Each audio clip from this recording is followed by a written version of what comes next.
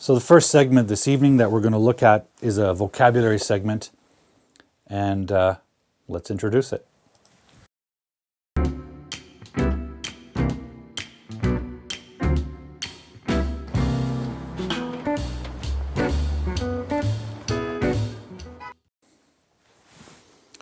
So guys, every week I want to take a look at what I call vocabulary violations. And vocabulary violations, I know it sounds dramatic, but it's just for the theme. Of course, you don't go to jail if you use the wrong word or if you use the word incorrectly. But it's always better to work towards precision, because I firmly believe that in English, every single word has a single meaning. It has a distinct meaning. Even things we call synonyms, I actually don't believe that they have the same meaning. They have a similar meaning, they're related, they may even be close, but they're not identical. If we had two words in the language that were identical, over the history of the language, one of them would fall away. One of them would stop being used and just fall out of use entirely. That's how language evolves.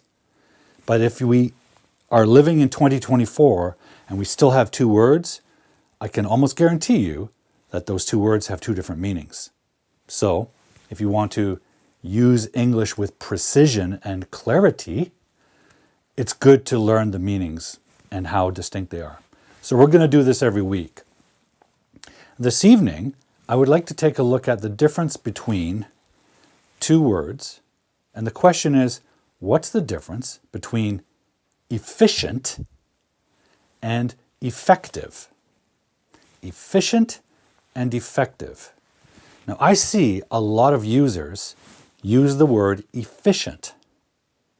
They'll say things like, oh, I have a new job and I really want to work efficient. Okay, you can certainly work efficiently in your job. But you can also work effectively. Your work can be effective, right? Or if you're sick, you want to take some medicine, you have a headache, you want to take some medicine, and you take the medicine, and then you feel good. Was that medicine efficient or effective? What's the difference? So today I want to look at that quickly. So let's look at the first word. The first word is efficient. Okay, so efficient is an adjective. It describes a noun like medicine or pill or work. And what does it mean? It means doing something in a good, careful, and complete way with no waste of time, energy, or money. Okay? And that's the key to this meaning. Sorry, I'm backwards here, guys. The key to the meaning is no waste. So for example, if you had a car, well, to drive a car, you need to fill it with gasoline, fuel, or electricity if you have an electric car. And you want that fuel to last for a long time. In other words, you want the car to perform well, but without wasting the fuel. Right? So you often hear cars described as fuel efficient. That's important for a car. Okay? So for the example here, my Toyota car is more efficient with fuel than my truck. Right? A truck works very hard carrying heavy weights, but it uses a lot of fuel. It's not efficient. Not efficient. Your Toyota small car might be very efficient. So you can drive it a lot with not a lot of fuel. That's efficient. So what does effective mean? Well, effective doesn't have this element of waste, of no waste. Effective just means, it's an adjective as well, so that's where they're similar and maybe confusing. Producing the result that is wanted or intended, producing a successful result. Okay? No mention of waste. In other words, it doesn't matter. When something doesn't matter how much effort, money, or fuel goes into it, What matters is the result here. Okay, so efficient, what's important is that you don't waste time, money, or energy. With effective, what's important is the result. You want the successful result.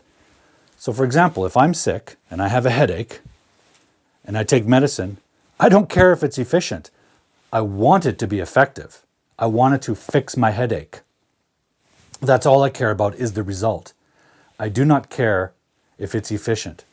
I don't care if it's even expensive. If I'm really sick and the medicine is expensive, I'll probably pay for it, right? I don't care if I, if I waste the money because I want the result. So which one is most commonly used in situations like work? If you're describing work, you might want to work efficiently because you don't want to waste your time. You don't want to waste your company's money, and you don't want to waste your energy. Right? You don't want to get tired after 2 hours of working. But sometimes the result is more important, right? So it all depends. And that's why these words can be confusing, because they kind of look similar, right? Effective, efficient. And they have this meaning of good result, but one of them really needs to have this meaning of no wasted time, money, or energy. Effective doesn't care. For something to be effective, all you care about is the result, okay?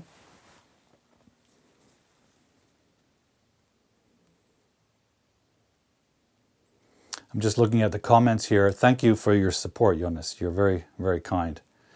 And just quickly to remind everyone, if you're watching on TikTok, my live stream every Friday is really designed for YouTube so we can use the full whiteboard. So if you're watching on TikTok, I suggest you jump to my profile, click on the YouTube link there, and join us on YouTube. Then you'll see the whole show. You won't miss the graphics. Right now on screen are 2 dictionary graphics, but you can't see them on TikTok, okay? I want to say hello. Also, someone just joined us, my friend Wilson from Ecuador. Welcome, welcome, welcome, Wilson. Okay, so is everyone clear about the difference between effective and efficient?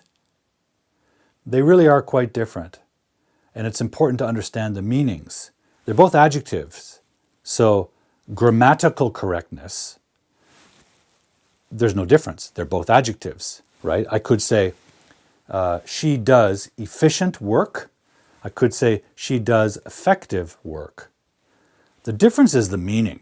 And that's why I've resorted to dictionary examples here, because the meanings are different. Efficient. I'm so backwards here. Efficient has this element of not wasting time, energy, or money, right? If I clean my house, I want to do it efficiently. I don't want to spend all day cleaning my house. Right? I don't want to spend a lot of time. I want to do it in short time, but get a good result. Okay, but if I'm sick, I really care about effectiveness. I want to take medicine that gives me the result of being healthy again, or at least comfortable. And sometimes I really don't care if it costs a little bit of money. I'll pay for it if it makes me feel better. So with effective, the most important thing is the positive result, the successful result. Okay? Any questions about this, guys? Any questions about this vocabulary violation? If you'll excuse me one moment, I'm just going to check in over there. A lot of people are actually watching on TikTok. So guys, if you're watching on TikTok and you want to see the live stream, go to my YouTube channel, which is in my profile. My show is actually designed for YouTube, for its full width of the whiteboard. So please jump over to YouTube at the Grammar Detective 2, and join us on YouTube. You'll see a much better picture, and you'll see all the graphics that are on screen. All right. So that, my friends, Palavi's here. Yeah, great. Jonas. Yes, guys, grammar gumshoes, that's the difference between efficient and effective. Hopefully that clears up that vocabulary violation. All right. What's next? Okay, so tonight's topic, the main mystery, is a fascinating question sent to me by Jonas. I'm just going to switch off the TikTok. Maybe I'll just keep it on. Ladies and gentlemen, if you're watching on TikTok, my live stream is actually designed for YouTube, for the widescreen. So go to my profile, click on the YouTube link there, and join us on the live stream on YouTube. Much better way to watch the show. Ladies and gentlemen,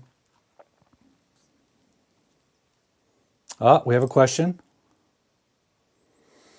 Is it effective to watch it on YouTube? Yes. The show is designed for YouTube. YouTube gives us a better picture quality. It gives me widescreen so we can fill the picture with the whiteboard, which is actually much farther to the left and right. It captures high definition. My phone, the picture on the phone isn't great, so TikTok is not ideal. Right now we're streaming to TikTok on my phone without the software and the graphics. So yes, YouTube is effective for live streaming. It's not efficient because it takes time. It costs money to stream with streaming software, and it takes energy, a lot of electricity, right? And in fact, I have studio lights happening in my studio here so that we can clearly see the whiteboard.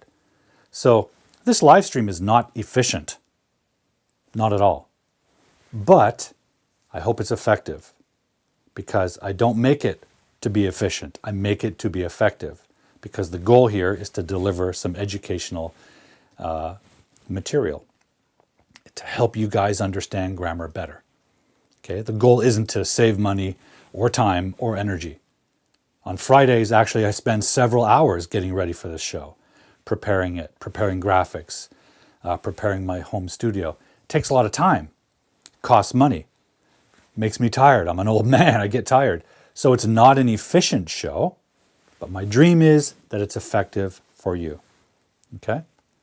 This will be the last time I say this, but if you're on TikTok and you want to watch the live stream, go to my profile and click on the YouTube channel link because this show is designed for YouTube.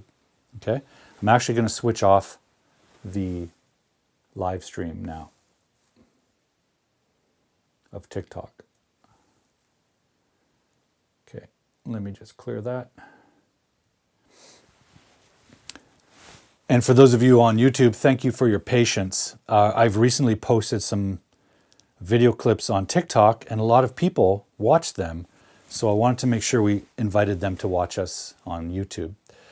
But in my experience, if someone's on TikTok, they stay on TikTok. They don't jump over to another platform like YouTube. So we may not get anyone jumping over. Okay, so let's get to our mystery of the week.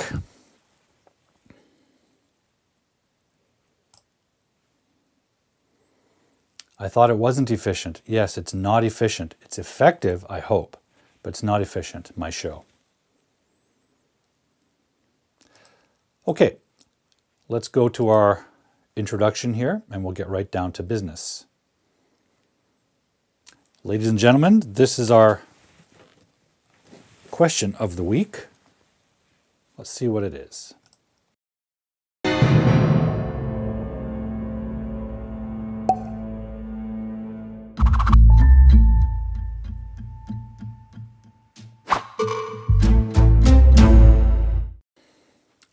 Alrighty, so that's a really good question.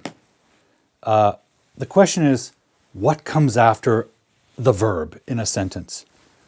Really interesting question, because sometimes it seems kind of obvious, right? Other words come after the verb.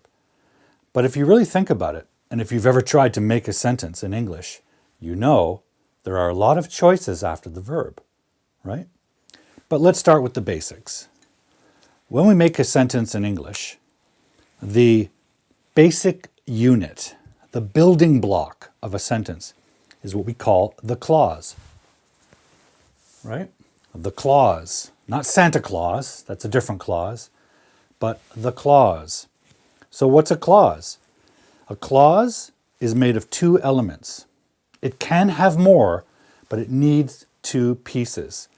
And those pieces are the subject, the focus of the sentence, the person we're talking about, the thing we're talking about, the activity or action that we're talking about. It can be any of those things, right? Usually not a verb, but there's a way to do that. But it's the focus of the sentence. So if you think about a movie, on the screen, some part of the picture is usually the focus, maybe the actor's face or a tree in the distance. Whatever is the main focus of the picture, right? In English sentence building, the subject is like that. It's the main focus. It's usually a person, but it's not always. It doesn't have to be. And a clause is made of the subject and the verb. Okay, so far so good. And I think you all know this, but a clause doesn't need any other parts. A clause is how we build an idea. And if we have a subject and a verb, sometimes that's enough. For example, she runs. She runs. That is a clause. We have a subject and we have a verb. And not only that, it's a sentence because it's a complete idea. We don't need any more words. That expresses an idea, okay? It expresses the idea that her hobby or her routine or her habit is she runs every day, every morning, whichever the case, right? She runs. That's a complete idea. It has a subject and a verb, so it's a clause. And it's a full sentence because it's a complete idea. Now, what if we just had she? That's not a clause. And it's definitely not a sentence. And in English, that has no meaning. That's baby talk. She. It means nothing. What if we just said runs? Runs. Runs. That's not a complete idea. There's no subject. It's just a verb. In English, that's garbage. That's garbage. You can't just walk around saying verbs. There's no meaning. It doesn't mean anything. So what this shows us is that in English, to make meaning, you need a clause. You need a subject, you need a verb, and it has to express a complete idea. Now, some verbs are a little different. What if I put the word she enjoys? Subject and verb. She enjoys. Doesn't work. And the reason is, although it has a subject and a verb, it's not a complete idea. If you tell me she enjoys, I have a question. I'm automatically going to say she enjoys what? Movies? Eating food? Running? What does she enjoy? She enjoys children. I don't know. It's not a complete idea. So that tells us something important. That tells us that for a clause to be a legitimate clause, it has to have a subject, a verb, and it must express a complete idea. That's important. Otherwise, it's garbage. No meaning. But now we have a question. What's the difference between enjoys and runs? What's the difference between enjoys and runs? Why can we make a full, complete idea with runs, but we can't make a complete idea with enjoys? We need an object here. That tells us there's something happening with verbs, that there are different kinds of verbs. And in this segment, I want to explore that because the question was, what can we put after the verb? Okay, in other words, what can we put after the clause to make a complete sentence? Because clearly, this is not complete. So it tells us some verbs don't need something after it, Some verbs do. Okay?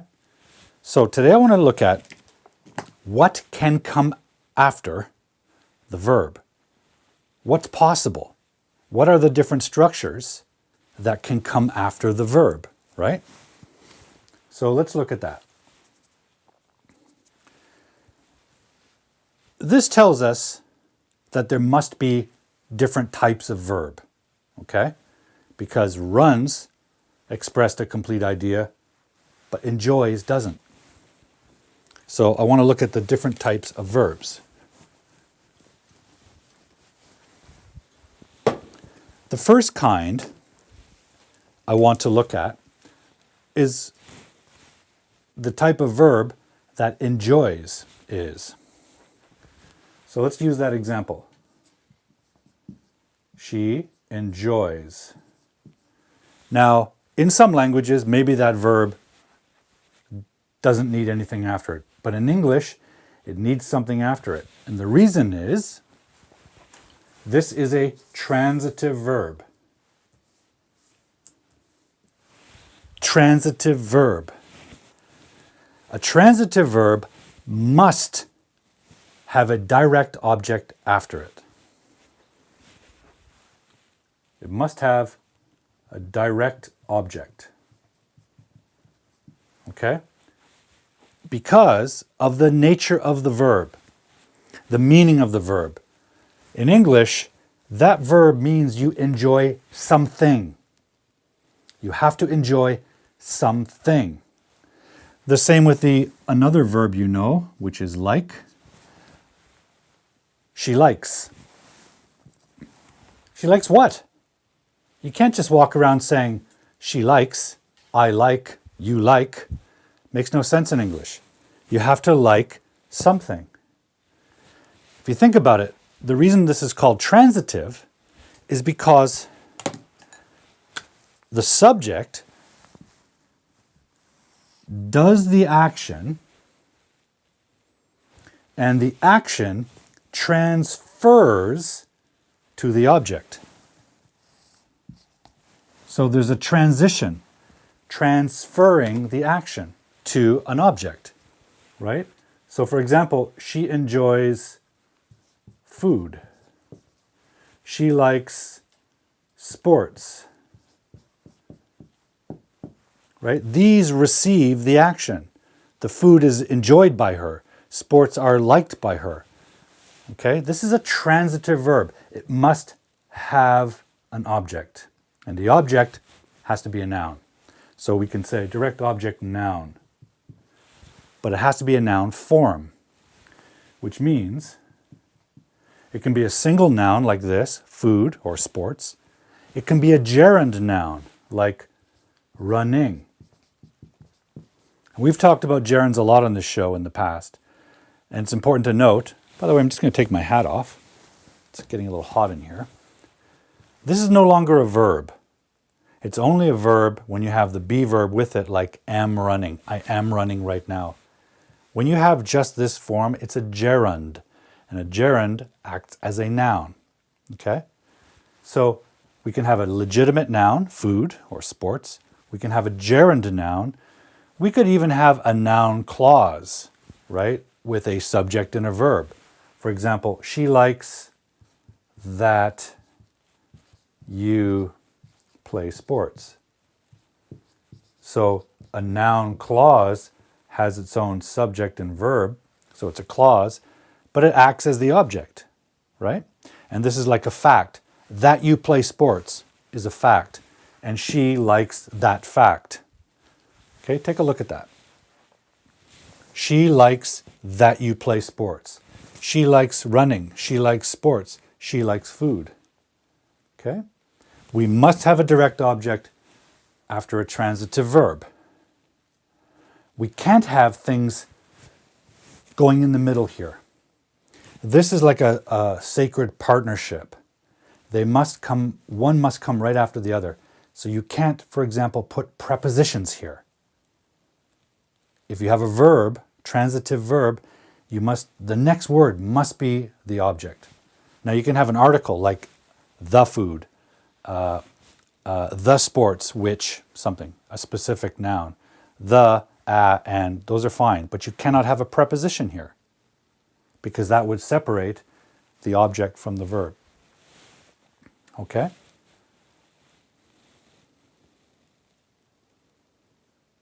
Now, I'm just going to pause for a moment. So that's one example of what can come after the verb. If it's a transitive verb, you have no choice. You must have a direct object. Must have a direct object. Because without it, we don't have a complete meaning. She enjoys. What? She enjoys what? That's not a complete idea. She enjoys food. That's a complete idea. Okay? That's a transitive verb. Now let's look at an intransitive verb and what can come after that. Okay? Let's say we have an intransitive verb and we have a subject. We have an intransitive verb like runs. Now, with an intransitive verb, you do not have to have a direct object. In fact, you can't. You can have other things, but you can't have a direct object. And the reason is, for example, she runs. When she runs, it doesn't affect the object. When she runs, it affects the subject. So you could stop right there. She runs. That's a complete idea, right? It's not a full idea, it's not a rich idea, it's not a big idea, but it is a complete, simple idea. We could add information. For example, a prepositional phrase. We could say, she runs in the park. In is a preposition. 2 extra words tells us where this happens. She runs. Where? In the park. She runs. With whom? With her dog. With is a preposition. The other words make it a phrase. So you can put a preposition phrase after an intransitive verb. You can also put an adverb, like she runs. How? Quickly. Right? Quickly is an adverb. It tells us how she does that action. You can put another adverb of time, for example. She runs daily. Okay, so the question we started with, what comes after the verb? If you have an intransitive verb, you can put all these things after it. You can put prepositional phrases, adverbs, adverbs of manner, adverbs of time, adverbs of reason. You could put an adverb clause like she runs. Why? Because she wants, subject verb, to be healthy. That's a clause. It's a dependent clause, but it tells us the reason why she runs. She runs because she wants to be healthy. So the question, what comes after an intransitive verb? All kinds of stuff. Prepositional phrase, adverbs, right? Can you put a noun after it? She runs dog. She runs the park. No, she runs in the park. The park is here and she's in the middle of the park. So we can't just put the noun park. That would be a direct object directly after the verb. Can't do that, right? So intransitive verb, these are your usual choices after it, or sometimes just a period. That's the full clause. Now here's where it gets weird. Some verbs can be intransitive. They can also be transitive. And runs is one of them. Now, it might have a different meaning, but you could say, she runs. Now I'm going to use it not meaning jogging, running with her body. She runs a company. Company is a noun. It's a direct object because it's a noun directly after the verb. Now that's a different meaning. That's a transitive meaning because she does the action and the action affects the object, right? Some verbs can switch, but when they switch, they have a different meaning. Okay? Here's an example from Jonas. She walks in the park, right? She can walk in the park. That's an intransitive meaning. Or she can walk her dog. And when she walks her dog, it becomes transitive meaning. She walks, but now this action isn't affecting her so much. This meaning is that she walks her dog. She makes her dog walk. That's what that means. It doesn't mean she walks with her dog. It means she does the action of forcing the dog to walk. The dog probably would rather sleep on the bed or on the floor. But, the owner of the dog knows the dog needs exercise, so she makes the dog go outside. Okay, dog, it's time to go, right? And forces the dog to walk. So she does the action, but the action affects the dog. How do you know if the verb is transitive or intransitive, or if it's a switcher, if it can be both? That's a big question. I want to tell you, first of all, that this is one of the most important grammar topics in English, whether or not a verb is transitive or intransitive. This is so important because it affects what comes after the verb. It affects all of the choices of the next words. Do you need a direct object, which can only be a noun or a noun form of some kind? Or can you put adverbs directly after the verb? Can you put prepositional phrases? Or can I also put a noun here with a different meaning? These are big questions, and they're important questions because sometimes a sentence is long. So how do we know what comes after the verb? The most direct way to know if a verb is transitive or intransitive is to look in the dictionary. A lot of people don't want to hear that, especially a lot of young learners. They don't like dictionaries. They don't want to carry a big book. Well, you can use an online dictionary. But the truth is, the dictionary tells you right away with a I, intransitive, or a T, transitive, or a I/T, right after the word. It's so important that it's one of the first things the dictionary tells you, even before the definition. So you can look in the dictionary. You can also learn over time. It's slower, but you can learn over time by reading a lot and noticing what comes after the verbs, right? If you see a noun coming after the verb, a direct object, you know it must be transitive. So if you're reading, pay attention to what comes after the verb and learn from your reading. Or you're listening, which is harder because you can't see the word and there might be something in here that they don't pronounce. So that can be a little more challenging to learn transitivity from hearing. This is why active reading is important. Not just reading for information, but reading and paying attention to the grammar structure that you see. Okay? That's another way to learn which one's transitive and which one's intransitive. Now that takes a lifetime. That's a lot of work. It takes time to see all the different possibilities, right? I suggest a combination.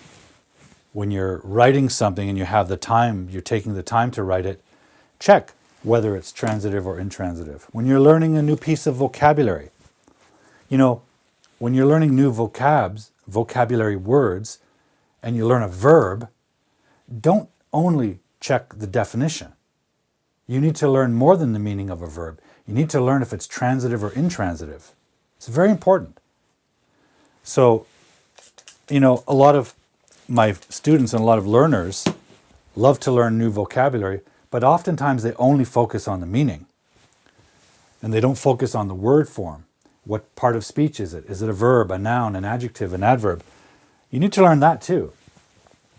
And they usually don't focus on a verb, whether it's transitive or intransitive. But you should.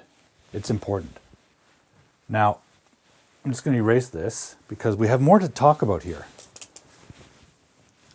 Now, the important thing to summarize here is that verbs can be transitive or intransitive, and that affects what comes after it.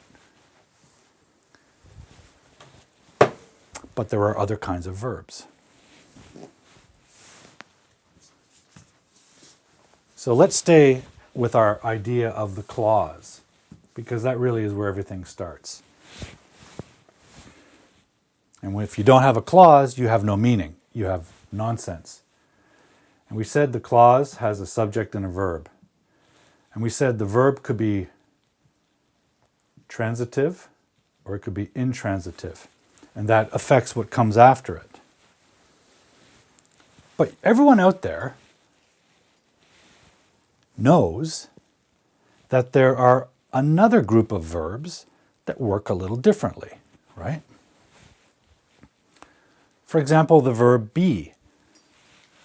She is.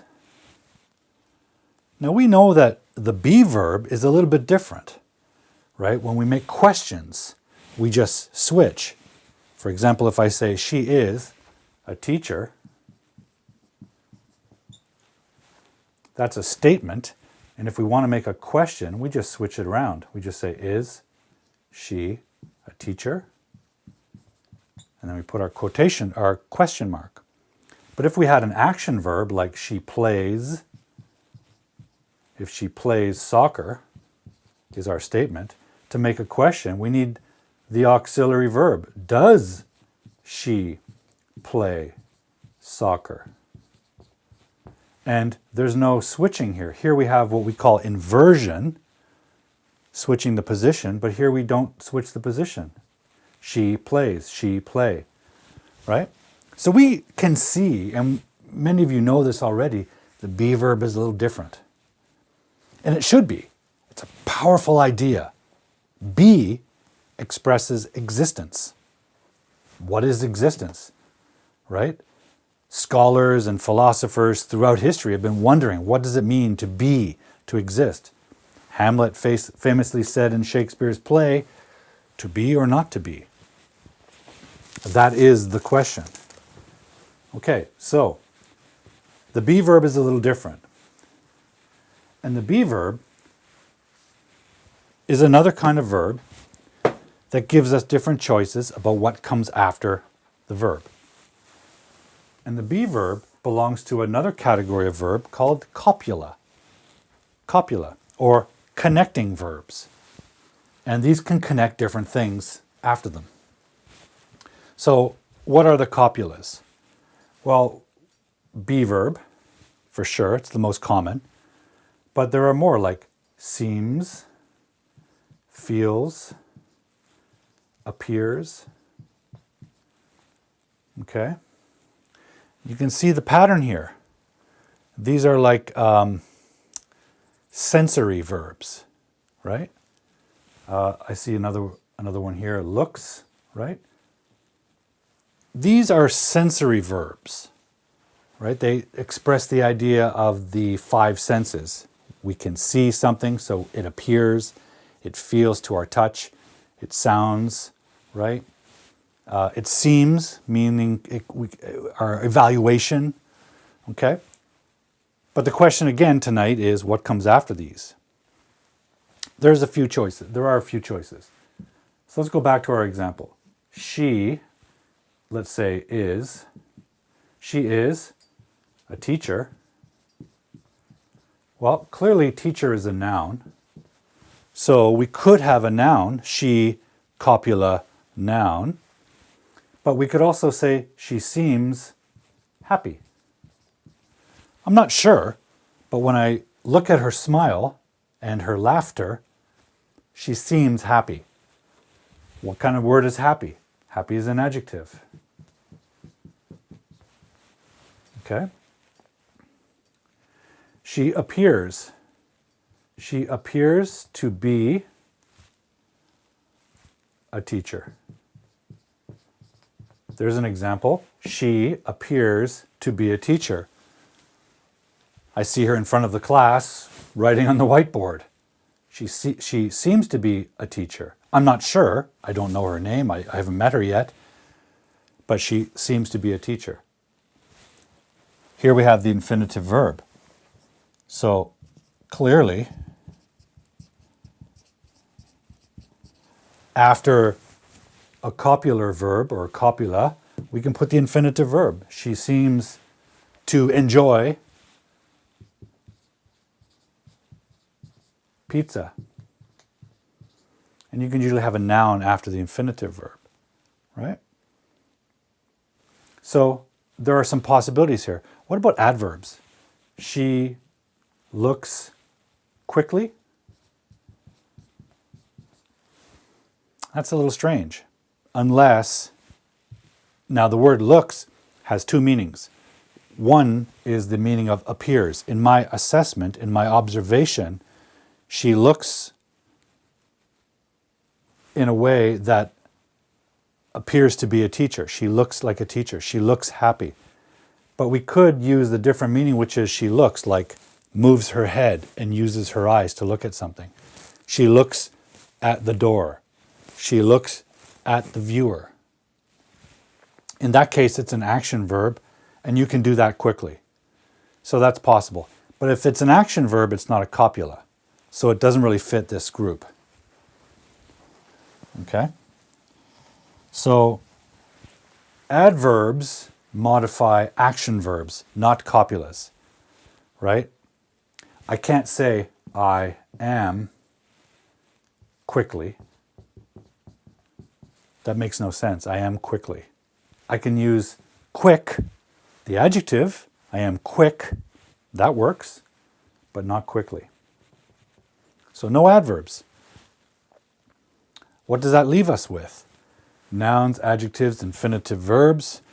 No adverbs. Doesn't leave us with much. What about preposition phrases? Can we say something like I am in the park? Yes. Because you can exist in the park or on the beach. Right? So preposition phrase can come after a copula, no problem. And if you think about the logic or the meaning, it makes sense. You can exist in many places. I am on the moon, right? Very possible.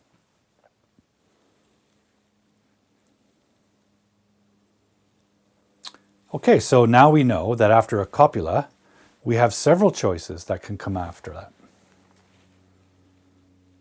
So Jonas is asking about this question, which seems like a slight delay.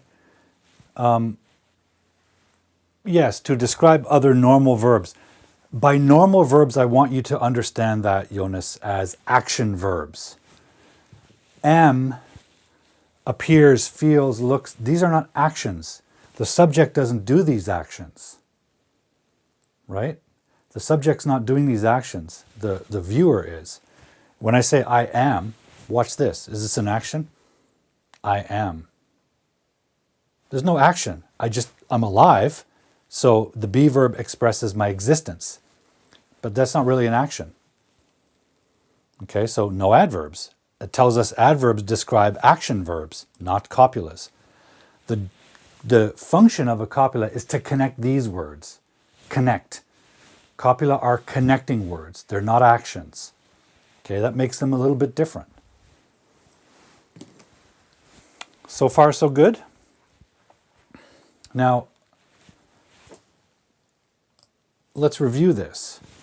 We have two kinds of verbs, action verbs, transitive action verbs, intransitive action verbs. After a transitive verb, you must have a noun object, a direct object, right after it. No preposition in the middle. Prepositions are like, don't want to do that. Don't want to separate the verb, the transitive verb, and the direct object. They have to be together because the subject is transferring the action onto the object, right? If Paul, let's say, where do I have here? Oh, right here. Think of the most action thing, like a sport. Paul throws the ball. So I throw with my hand, I make that action, and what happens? The ball flies away. So my action affects the object. Paul throws the ball, right? I take the baseball and I throw it. The action is in my body, but my action propels the ball. It affects the object. Paul throws the ball. And after the action, I can just sit there and watch the ball. The ball is flying through the air and I'm no longer doing the action. So I've transferred. I mean, think of the physics. My energy has been transferred into the ball, right? My motion that I generate with my body physically transfers into the ball, and now the ball is independently flying in the air after my action. That's transitivity, right? I mean, that's a kind of clear and obvious example of transitivity, right? It's a physically observable transitivity.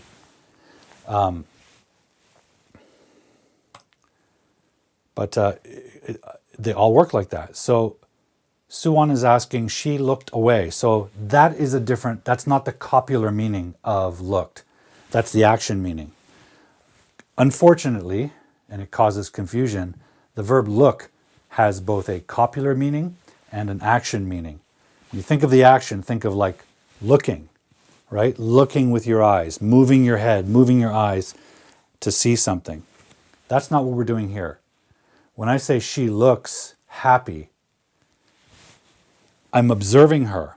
Her appearance makes me determine that she's happy, right? She seems happy. She looks happy.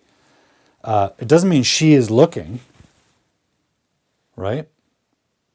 So unfortunately, the verb look has two different meanings. In your example, this is the intransitive meaning. It's not copular meaning. And look at this. Away is an adverb, right? And we know adverbs don't work with copulars. Adverbs do work with intransitive verbs, okay? And you don't need a direct object for she looked, right? She looked. Her body is affected, not something else like a baseball. You can just say, you can make a clause with she looked. She looked, period. Hey, she looked. Right? You go to the zoo, sometimes you look at the animals and the animal looks, right? And you can add a prepositional phrase. She looked at me, right? So back to the summary. We have transitive verbs, direct object. Intransitive verbs can have prepositional phrase, adverbs. What else did we say? Adverbial clauses, right? I feel happy, adjective, right? This is copular meaning. I feel like pizza. Like is a preposition here, right? So there are a lot of choices. We have three categories: transitive verb, intransitive verb, copular verbs. And each one has different possibilities after the verb. There's more to say on this, right? There's a lot of possibilities after the verb. Now we're almost out of time, so I'm going to cut it short. But I want you to think about those three types of structures, because out of those three are many possibilities, right? Look at the possibilities just with copular verbs: noun, adjective, infinitive, preposition. That gives us a lot of choices just with something like the be verb. I am a teacher. I am happy. I am, well, maybe not with a be verb. I appear to be happy. I am in the park, prepositional phrase. Transitive verbs, right? I stand. Or I could even do the present continuous version. I am standing, period. Clause, subject verb, clause. That's an intransitive verb. I throw the ball. That's a transitive verb. I transmit my energy and action into the ball. Now the ball is doing its own thing. Now the verb throw can also be intransitive. Paul threw. How? Paul threw quickly. You can put an adverb after the verb. I want you to stop here because these are three choices: transitive verb, direct object; intransitive verb, prepositional phrase, adverb, etc. Copular verb, noun, adjective, infinitive verb, or prepositional phrase. A lot of choices, but three large different groups. Okay? So let's leave it at that for now, because that can give you a lot of sentence structures. And we're not even talking about complex sentences or compound sentences using conjunctions. We're just talking about making one sentence, right? And you can continue making different structures with those combinations. But our original question was, what comes after the verb? And the simple answer is, it depends on the type of verb. I think we've seen that, right? It depends on whether or not the verb is transitive. If it's transitive, you have one choice, and that's a direct object. If it's intransitive, you have more choices of what comes after the verb. If it's a copula, you have several different choices of what comes after the verb.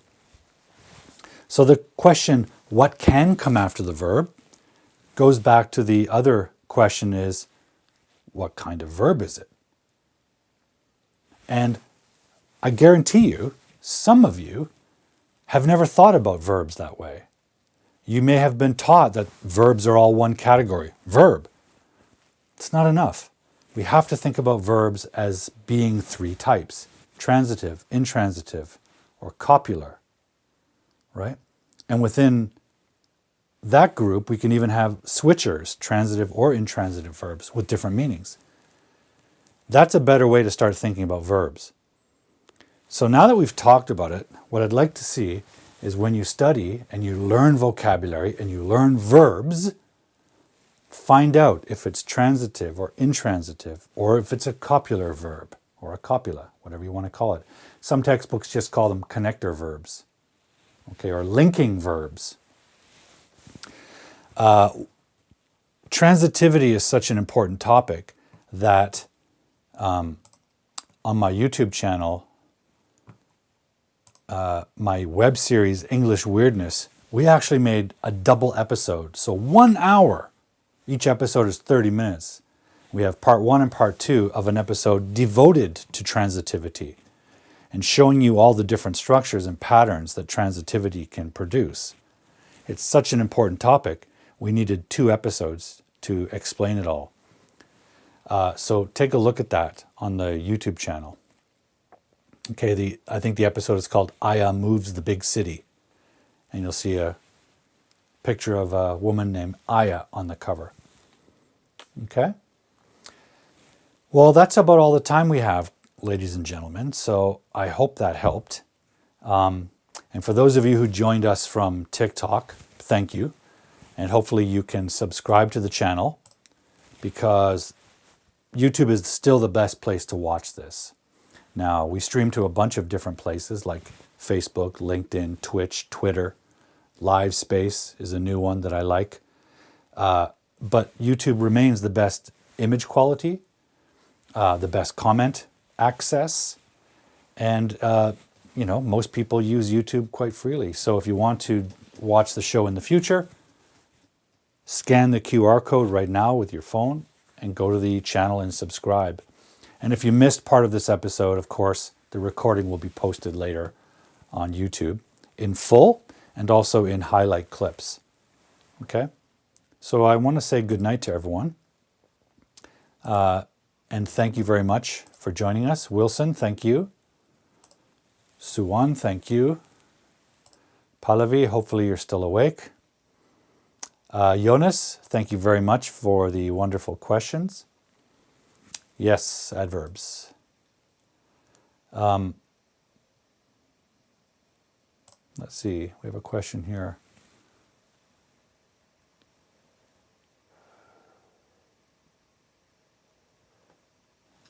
Yeah, this is a common question, right? In some languages, you don't need a subject to make a clause. You can go right into the verb. In English, you really can't. So a statement like, will take your class, it's missing the subject like, I will take your class. Now, there are some situations where you could drop it to be shorter in speech or like a text message. And the only time I would say that's possible is if it's 100% clear who the subject is. For example, when I text message with my sister, she knows it's me. So if I send her a message like, will talk to you later, she knows I mean I will talk to you later. It's completely clear. It's 110% clear. That's the only time you should ever drop the subject, right? In English, it's really strange to say things like, was a good movie. What was? Right? Even if I know what movie you're talking about, you should put a dummy subject there like it or that. It was a good movie. That was a good movie. In English, it doesn't really sound right to say was a good movie, right? Or can visit the movie, can watch the movie. Who, right? You really need a subject in English because that's what a clause is made of. No subject or no verb, no meaning. The clause is the basic unit of meaning in English, right?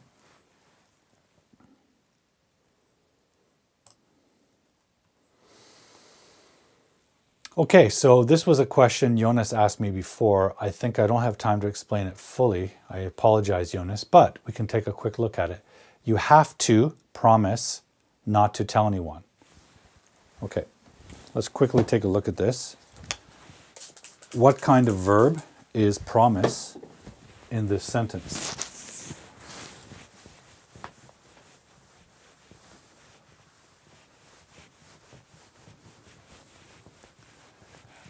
First thing to notice is the modal phrase have to. It's a modal, it's not the main verb. You have to promise not to tell anyone. Okay, so what kind of verb is that, he's wondering. Well, after our discussion this evening, I think it should be clear. This is our clause. We have our subject, you. We have our modal. And we have our main verb. So the question is, what kind of verb? Is it transitive, intransitive, or is it a copula? Well, let's find out. Let's test. What did we say about transitive verbs? We said right after them, we must have a direct object, which is usually a noun, which has to be a noun form. Paul threw what? The ball. Well, what comes right after this? Not. Okay, that's the negative particle. Not. That's not a noun. That's not a direct object. What about the next one? To tell. That's an infinitive verb. So we're using the negative particle not to make this a negative infinitive verb. Well, that's not a direct object. So that's clearly intransitive. Because if it's transitive, it must have a direct object after it. And the direct object must be a noun or a noun form of some kind. That's not. That's a verb. That's an infinitive verb. So this is clearly an intransitive verb, promise. Now, whether or not it's a switcher, a transitive, or intransitive, yeah, it is. It's possible. You could say a different sentence like, she promised a ring. She promised a ring to me, right? Or she promised me a ring. In either case, that's a noun. right? So this is one of those verbs that is both transitive or intransitive. Hopefully that answers the question, Jonas. It's definitely not a copula, right? If it's a copula, we could put an adjective after it, right? Let's test that. You have to promise happy. Makes no sense. You have to promise nice. No. It's clearly an action verb, not a copula. So which action verb, transitive or intransitive? What comes after it? Not. And then this is not a noun, it's a verb, so it must be intransitive. It's the only option. Hopefully that answers your question, Jonas. Okay, ladies and gentlemen, I'm going to say good night for the March 8th, 2024 live stream of Hard Boiled English Live. Hopefully we've cleared up some of the English mystery of the week. Hopefully we've had some new friends join us from TikTok. Those of you who have joined us from TikTok, thank you for doing that. Please subscribe to the YouTube channel. It's the best place to watch the show. Just scan the QR code. And I hope you'll join us next week when we do this all over again. Every Friday. Oh gosh, something I have to tell you. In Canada, twice a year, we change our clocks to maximize sunlight. Because we're in a north meridian, some parts of the year we don't get a lot of sunlight. So we change our clocks next week. This show will be on a different time by 1 hour. So please pay attention to the time that I post in the graphic poster this week. Okay? It's going to be 1 hour different. And it will be 1 hour ahead of what you're used to. So right now we start at 4 o'clock my time. Next week it's going to feel like 5 o'clock my time. Okay, so pay attention to that. Use your time zone converter apps. If you don't have one, get one. They're very useful. Or you can just do the old-fashioned way and calculate hours from Greenwich Mean Time or your own time zone. Okay? Ladies and gentlemen, thank you very much, and I'll see you again soon. Until I do, I would like you to keep studying, stay healthy, and as always, stay cool. Watching tonight's show. If you have an English grammar question, an English mystery, contact me on social media and send me a video of you asking the question. I'll investigate it on a future show. And don't forget to subscribe to the channel and hit the bell button to get all the updates about videos and events. If you're feeling generous, you can also donate to the production costs of the show at Patreon or buy me a coffee. Finally, until the next time I see you on Hard Boiled English Live, I want you to keep learning English. Stay healthy and stay cool.